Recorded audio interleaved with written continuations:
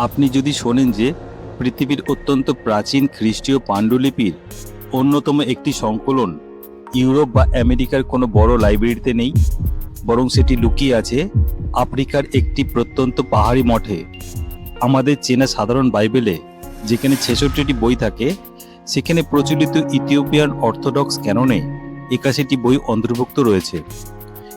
কেন বাকি অন্যান্য অনেক খ্রিস্টীয় ধারায় এই অতিরিক্ত বইগুলোকে অন্তর্ভুক্ত করা হয়নি? আর কি এমন গভীর রহস্য গত ১৫০০ বছর ধরে এই পবিত্র গ্রন্থের ভেতরে রক্ষা করা হচ্ছে?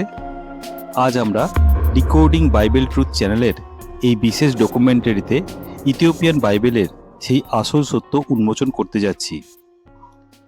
এই রহস্যটি বুঝতে হলে আমাদের চলে যেতে হবে ইথিওপিয়ার মেঘে ঢাকা পাহাড়ের চূড়ায় অবস্থিত প্রাচীন আব্বা গারিমা মঠে। আধুনিক পৃথিবী থেকে সম্পূর্ণ বিচ্ছিন্ন হয়ে এখানকার সন্ন্যাসীরা যুগের পর যুগ ধরে গরিমা গসপেলস রক্ষা করে আসছেন। ছাগলের চামড়ার উপর সম্পূর্ণ হাতে লেখা এই বইয়ের পাতাগুলো চমৎকার রঙিন ইলাস্ট্রেশন এবং নকশা দিয়ে সাজানো। বহু শতাব্দী ধরে আধুনিক ইতিহাসবিদরা সন্ন্যাসীদের এই দাবিকে পাত্তা দেননি যে এই বইগুলো খ্রিস্ট ধর্মের একদম শুরুর দিকের। কিন্তু সাম্প্রতিক কার্বন ডেটিং পরীক্ষা পুরো বিজ্ঞান জগৎকে চমকে দিয়েছে। পরীক্ষা থেকে নিশ্চিত হওয়া গেছে যে এই পাণ্ডুলিপিগুলো সত্যিই পৃথিবীতে টিকে থাকা প্রাচীনতম খ্রিস্টীয় পাণ্ডুলিপিগুলোর অন্যতম, যা ৪র্থ বা ৫ম শতাব্দীর শেষের দিকের। যখন পশ্চিমা সাম্রাজ্যগুলোর উত্থান পতন ঘটছিল, তখন আফ্রিকার এই শুষ্ক পাহাড়ি বাতাসে এই পাতাগুলো একদম নিখুঁতভাবে সংরক্ষিত ছিল। কিন্তু আসল কৌতূহল লুকিয়ে আছে এর ভেতরের পাতায়। ইথিওপিয়ান অর্থোডক্স বাইবেলটি আমাদের সাধারণ বাইবেলের চেয়ে একেবারেই আলাদা, কারণ এই ক্যাননে ১৫টি অতিরিক্ত বই অন্তর্ভুক্ত রয়েছে।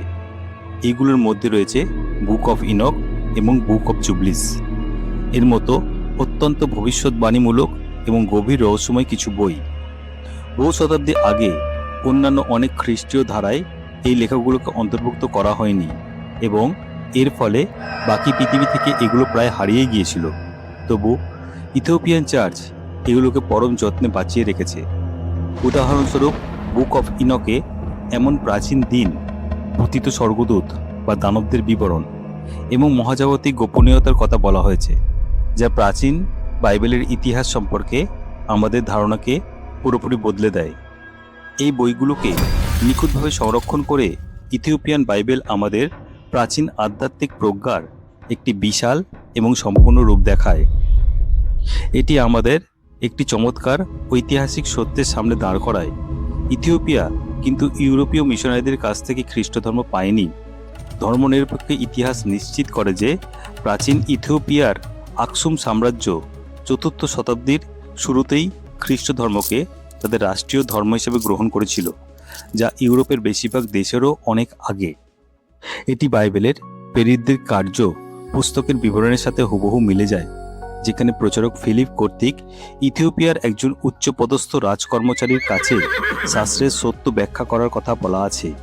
এই ঘটনাটি জেরুসালেম এবং আফ্রিকার মধ্যে একটি শক্তিশালী সেতু তৈরি করেছিল, যা একটি সমৃদ্ধ ও স্বাধীন ধর্মতাত্ত্বিক ঐতিহ্যের জন্ম দেয় এবং বাইরের কোনো পলিটিক্যাল বা সামাজিক প্রভাব ছাড়াই আজও নিজস্ব ঐতিহ্য ধরে রক্ষা পেয়েছে। ইথিওপিয়ান বাইবেল কেবল একটি ধর্মীয় নিদর্শন নয়, এটি প্রাচীন ইতিহাস এবং গভীর ধর্মতত্ত্বের একটি জীবন্ত টাইম ক্যাপসুল। এটি আমাদের মনে করিয়ে দেয় যে পৃথিবীর কিছু বড় বড় সত্য এখনও লুকিয়ে আছে সবচেয়ে শান্ত এবং অপ্রত্যাশিত কিছু কোণায়। এই হারিয়ে যাওয়া বইগুলো সম্পর্কে আপনার কি মনে হয়? এগুলো কি আধুনিক বাইবেলে অন্তর্ভুক্ত করা উচিত ছিল? কমেন্ট করে আপনার মূল্যবান মতামত জানান। আর বাইবেলের এমন সব রোমাঞ্চকর ইতিহাস ও অজানা সত্যের নিয়মিত সন্ধান পেতে আমাদের ডিকোডিং বাইবেল ট্রুথ চ্যানেলটি লাইক, শেয়ার এবং সাবস্ক্রাইব করতে ভুলবেন না।